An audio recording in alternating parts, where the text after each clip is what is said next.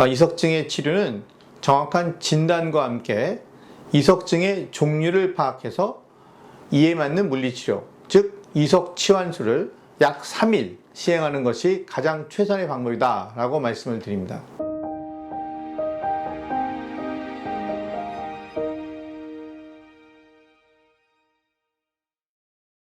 안녕하세요. 해피 뉴이의 유신영 원장입니다. 이석증이란 단어는 어지럼증 증상이 한 번이라도 경험하신 분들이라면 한 번은 들어봤을 병명이죠. 제가 이비인후과에서 귀 전문의를 하겠다고 마음을 먹게 된 계기가 되는 질환이기도 합니다. 제가 전공의 시절 그 지방병원으로 파견을 갔을 때 이야기인데요. 어지럼증으로 이제 신경외과에 입원했던 한 환자분을 제가 이제 이석증으로 진단해서 그 입원실에서 바로 이석증 치료인 이석치환술을 이제 시행을 해서 입원실에 있는 많은 다른 환자분들 앞에서 어지럼증을 호소하시던 환자분이 치료 직후에 이 어지럼증이 이제 소실되는 장면을 한번 좀 상상해 보시기 바랍니다. 저는 그 일 이후에 귀에 대한 지식이 아직도 많이 부족한 전공의인데도 불구하고 그 지방에서는 그 어지럼증 명의로 소문이 나서 환자분들이 제 진료를 받기 위해서 대기까지 하는 그런 소동이 벌어졌었습니다. 지금 와서 생각을 해보면 그것이 이제 완치가 된 것인지 추후에 확인을 해봐야 하는 것인데요. 어쨌든 그때 이제 제가 들었던 생각은 보람도 있었지만 어지럼증이라는 것이 이제 상당히 매력이 있는 그런 도전 과제라는 생각을 하게 되었고, 그 후 이제 25년이 흘렀지만 저는 요즘도 이석증을 공부하고 있습니다. 이 간단할 줄 알았던 그 이석증이 참으로 이제 복잡하고 임상 양상이 다양하기 때문입니다.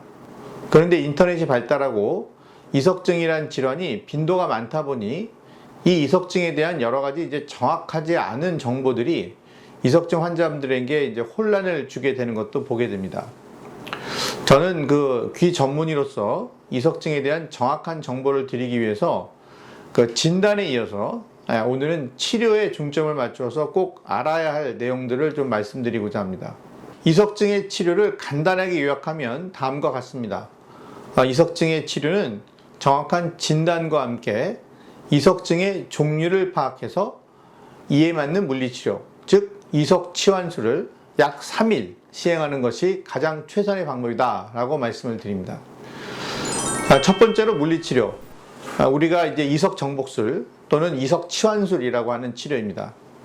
어떤 환자분들께서는 그 정형외과에서 받으셨던 물리치료를 떠올리셔서 기계나 찜질 이런 것들을 사용해서 이제 치료받으시는 것을 떠올리시고 치료를 받지 않았다고 말씀하시는 분들도 계신데, 저희가 이제 말씀드린 물리치료는 도수 정복술, 즉 이제 아무런 기구를 사용하지 않고 이탈된 이석을 치료자가 이제 손을 이용해서 이석을 다시 제자리에 넣는 치료를 말합니다.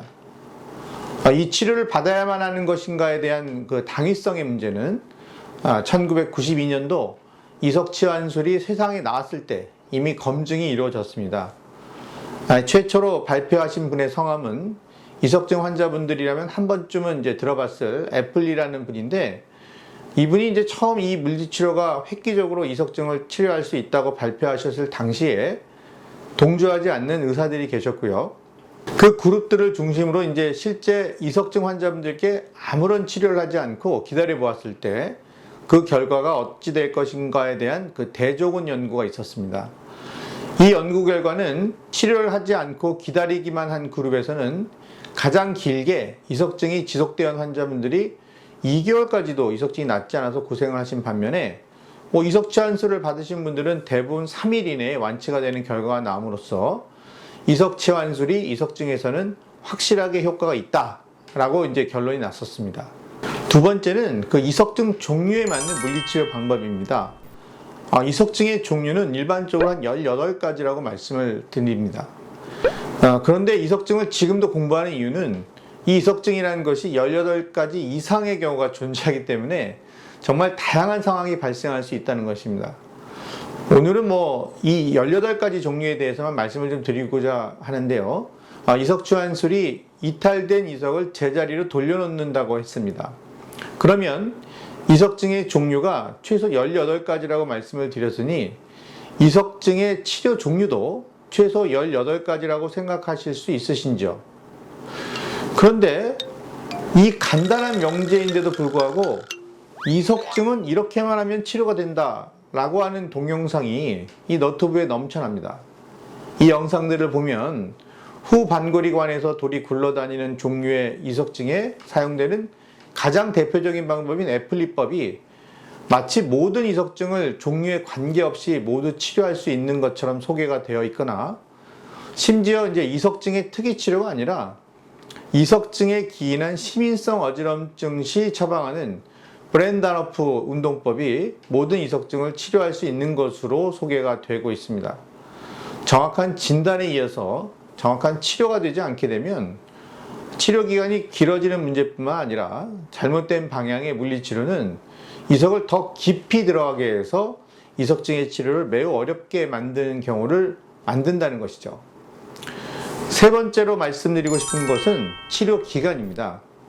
정확한 진단, 정확한 치료까지는 알겠는데 이 물리치료를 얼마나 자주 그리고 언제까지 해야 하는 것인가에 대한 내용입니다. 가급적이면 3시간에 한 번씩, 특히 아침에 기상 직후에는 반드시 포함해서 약 3일간 하는 것이 좋겠다는 것입니다. 3시간의 간격을 두고 특히 기상 직후에는 물리치료를 시행하는 것이 좋은 이유는 그 이석의 특성 때문입니다. 이석의 원래 형태는 돌 부스러기, 즉 돌가루 형태로 존재하는데, 이 돌가루가 반골이관에 들어와서 이제 이 돌가루가 떠다니게 되면 이때는 마치 이제 흙탕물에서 흙이 보이지 않듯이 이 돌가루들이 그 반골이관 내 임파에게 흐름에 방해를 주지 않기 때문에 회전성 어지럼증이 나타나지 않습니다. 즉 돌가루 형태로 반골이관에 있게 되면 아무 증상이 없을 수 있다는 뜻입니다. 그런데 이 돌가루가 주로 취침 시에 고개를 움직이지 않거나 해서 이 중력이 일정 시간 동안 작용하게 되면 중력이 가장 많이 이제 미치는 부분으로 돌가루가 모이게 되고, 이 돌가루들이 모이면 비로소 돌가루가 뭉쳐서 돌이 되게 됩니다. 이 상태에서는 이제 돌이 고개의 움직임에 따라 구르게 되는 것이고, 이때는 임파에게 흐름에 자극을 주게 돼서 우리가 회전성 어지럼증을 경험하게 되는 것입니다. 저희가 검사로 이석증을 진단했다는 것은 지금 환자분의 이석의 형태가 돌가루가 아닌 돌덩이 상태가 되어 있다는 것을 의미하고요. 이 돌은 구름으로써 증상을 일으키니 이 돌을 원래 있던 자리로 굴려서 들어가게 하는 것이 지금 말씀드리고 있는 물리치료의 원리가 되겠습니다. 따라서 돌이 진단되는 치료 단계에서 흩어져서 돌가루의 형태가 되면 아무리 치료를 반복해도 소용이 없으니 일정 시간, 즉 한 3시간 정도는 좀 기다렸다가 다시 치료를 하는 것이 좋겠다는 것이 이 3시간의 간격을 두라는 이유가 되는 것이고요. 아침은 돌가루가 가장 많이 뭉쳐있는 시간대이니 이때는 반드시 치료를 하시라는 뜻이 되겠습니다. 이와 같은 이유로 저희 병원에서는 환자분들께서 하실 수 있다면 교육을 해드리고요. 집에서 스스로 올바른 치료를 하실 수 있게끔 진단 후 자가치료를 알려드리고 있습니다. 내원하시는 이석증 환자분들을 이제 모두 아침에 오시게 해서 물리치료를 해드리는 것보다는 댁에서 이제 스스로 동일한 효과를 내는 것이 훨씬 더 좋은 치료라고 생각이 들지는 않으십니까? 마지막으로 이제 3일이 나오게 된 배경은 치료를 정확히 이제 하루 정도 하시게 되면 그 치료율이 약 60%가 되고요. 그렇다면 이제 약 40%의 환자분들께서 치료가 되지 않는다는 계산이 나옵니다. 이 40% 환자분들께서 다시 이제 2일째 치료를 하시게 되면 40%의 60%가 다시 이제 치료가 되기 때문에 2일째 치료의 치료율은 약 84%가 되죠. 그럼 남은 이제 16%의 60%가 또 3일째 치료가 되니까 3일이면 거의 모든 환자분들이 이제 낫게 된다는 계산에서 비롯된 것입니다. 여기서 3일 치료 후에는 이제 병원에 다시 내원하셔서 완치가 되셨는지를 확인받으시는 것은 매우 중요합니다. 이 부분은 내용이 또 길어서 오늘은 이제 완치 판정이 이제 중요하다는 말씀만 드리도록 하겠습니다. 이석증 환자분들께 이 방송이 도움이 되었기를 바라면서 오늘 방송을 마치도록 하겠습니다. 감사합니다.